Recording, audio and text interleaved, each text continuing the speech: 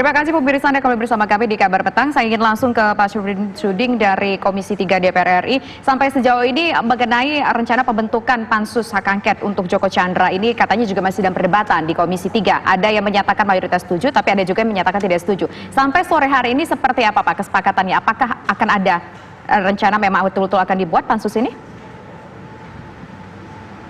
Baik, Mbak Tisa, Mbak Fira, memang pada saat rapat dengan Dirjen Imigrasi ya, Menkumham kemarin, memang muncul ide dan wacana ya tentang pembentukan pansus ini ya berkaitan dengan masalah Joko Chandra. Karena kita melihat bahwa persoalan Joko Chandra ini punya dampak yang luas terhadap konteks penegakan hukum kita ya, dalam kehidupan berbangsa, bermasyarakat, dan bernegara. Dan karenanya kami berpikir bahwa persoalan Joko Chandra ini ya yang begitu mudah masuk keluar Indonesia ya, yang diberikan karpet merah bahkan dikawal sedemikian rupa, ini tidak hanya melibatkan satu institusi ya, tapi melibatkan banyak institusi. Ya, dari Kejaksaan Agung, lalu kemudian kepolisian, imigrasi, pengadilan, ya, bahkan dari pihak pengacara pun juga demikian. Ya. Nah, saya kira juga banyak pihak-pihak yang terlibat ya dalam kasus ini. Nah, dalam konteks itu kita melihat bahwa untuk memperbaiki suatu sistem ya penegakan hukum kita dan siapa pihak-pihak yang terlibat dalam kaitan masalah kasus Joko Chandra, jawabannya adalah pansus.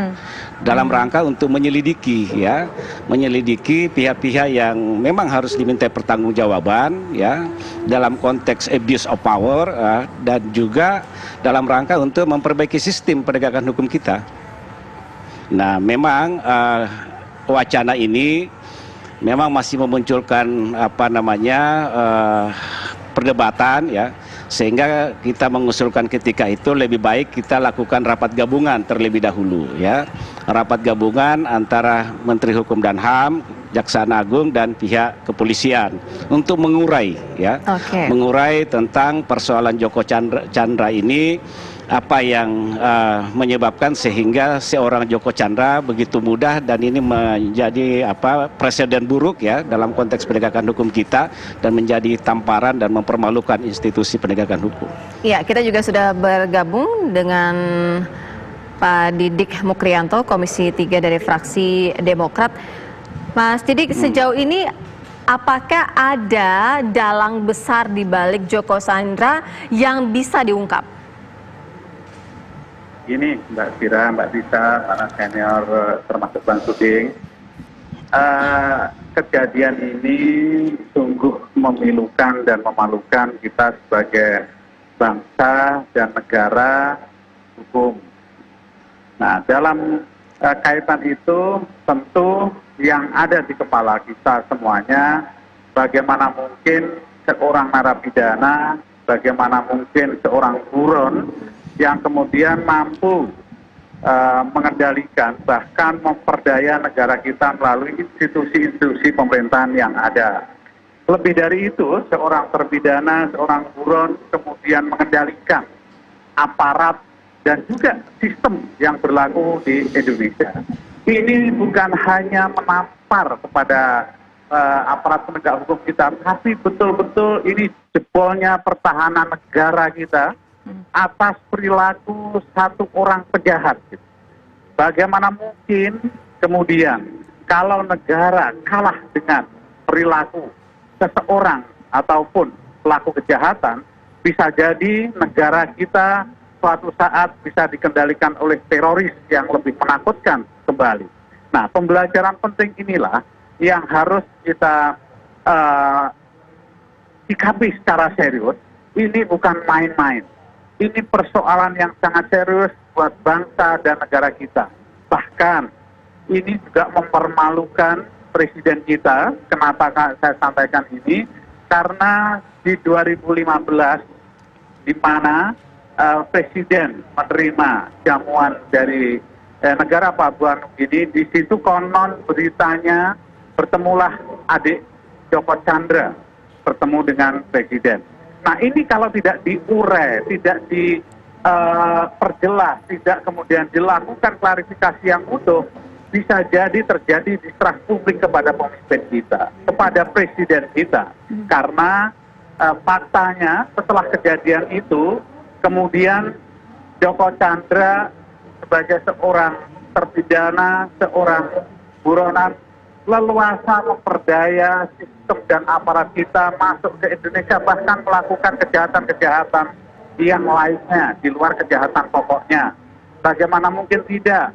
Dia pernah menjadi warga negara Papua Nugini, kemudian dalam status itu Joko Chandra kemudian melakukan kegiatan baru ataupun melakukan perekaman EKTP di Indonesia.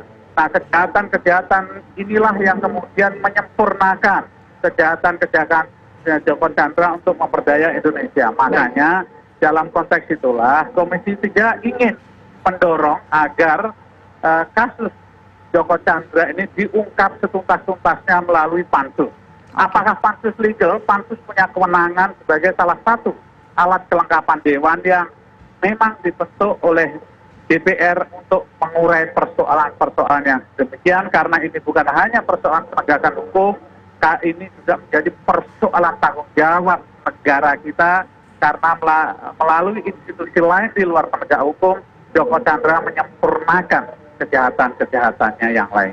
Oke, saya ingin ke Pak Bekto. Sebetulnya permasalahan Joko Chandra ini, kisru Joko Chandra ini melibatkan notabene-nya begitu ya, diduga-duga melibatkan beberapa pihak. Ada polisi di situ, kemudian juga ada beberapa jaksa yang dicurigai di situ. Nah, dari Kompolnas sendiri melihat bagaimana langkah ataupun upaya dari DPR ini untuk membentuk komisi ataupun membentuk pansus khusus untuk Joko Chandra. Apakah ini bisa dikatakan sebuah langkah yang nanti akan bisa bersinergi juga dengan sejumlah banyak pihak untuk mengungkap kasus Joko Chandra ini? Saya berpendapat bahwa masalah Joko Chandra ini adalah masalah hukum. Masalah hukum sebaiknya diselesaikan secara hukum, tidak harus diselesaikan secara politik. Karena kalau itu terjadi, nanti yang terjadi adalah kegaduhan. Ini memang masalah besar, keprihatinan kita semua, saya setuju, ya. Polri sudah sangat tegas, sudah sangat maju. Kita perlu memberi apresiasi kepada Kapolri. Kapolri sudah bertindak cepat, tegas, dan terukur, ya, bahwa ada oknum Polri yang sudah melakukan perilaku menyimpang. Sudah mencopot, Kapolri sudah mencopot 3 perwira tinggi Polri berpangkat jenderal. Ada yang karena perbuatannya melanggar kode etik profesi, ada yang melanggar disiplin, kemudian ada yang pidana. Ini masalah pidana ini nanti akan hasilnya akan luar biasa, akan kemana-mana. Ya, kita berikan kesempatan ini penyidik Barreskrim Polri ini untuk mengungkap itu. Nanti akan melebar kemana-mana, dan itu patut untuk kita dukung. Ya, itu patut kita dukung.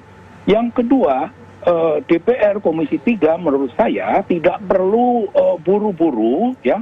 DPR Komisi 3 ini kaitan dengan pertanggungjawaban, bisa memanggil rapat dengar pendapat, ya, baik itu Kapolri, baik itu Dirjen Imigrasi, Menteri Hukum dan HAM, maupun Jaksa Agung, dipanggil itu sebagai bentuk pertanggungjawaban. Tidak ada alasan untuk tidak datang. Jadi saya kalau boleh berpendapat, itu pendapat saya, tidak perlu. Ini masalah hukum, selesaikan secara hukum. Semua yang terlibat ungkap, ya. Jangan ada pandang bulu, ya. Saya mengawasi setiap hari. Ini Barreskrim bekerja sungguh-sungguh, termasuk divisi Propam dan sebagainya. Akan banyak kejutan yang nanti akan diberikan. Bahkan saya menyarankan untuk supaya dilibatkan KPK kaitannya dengan aliran dana dari pihak Joko Chandra kepada oknum-oknum pejabat ini. Ya, Pak Bekto, artinya tanpa pansus ini menurut Pak Bekto bisa terungkap siapa saja yang bermain, siapa saja dalang-dalangnya. Tapi dijawabnya nanti usai jeda. Kabar Petang segera kembali.